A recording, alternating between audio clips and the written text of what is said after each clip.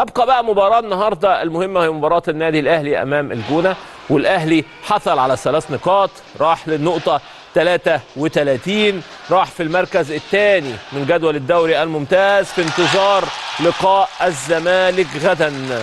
الزمالك بكره في حاله فوزه يروح للنقطه 34، ايضا بيراميدز في حاله فوزه الزمالك هيلاعب الحرس وبيراميدز هيلاعب سيراميكا، وهو ده الماتش المهم. مين هياخد ال3 نقط بكره منين؟ هنا مباراه الاهلي هتوقفني عند نقطه مهمه جدا، هتوقفني عند امام عاشور افضل لعيب في مصر، ده اكيد. هتوقفني عند امام عاشور هو مان اوف ذا ماتش ورجل المباراه، ماشي. راح جاب بالعمري وقفه جنبه عشان بالعمري بيأدي بأداء جيد، تمام. اداله الجايزه وقال له خدها انت تستاهلها، انا عندي منها كتير.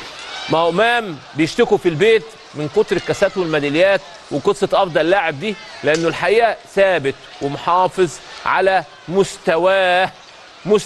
مش هقعد اتكلم واعيد القديم، ساب له الهديه ومشي الراجل، قال له بتاعتك بتاع بيت اخوك مفيش مشاكل. بصراحه الاثنين يستحقوا حتى لو مناصفه، ولكن امام محافظ على نفسه بشكل كبير، مركز. حرام ان يبقى في اي قصه امام يفكر فيها غير ان هو يتالق ويكسر الدنيا.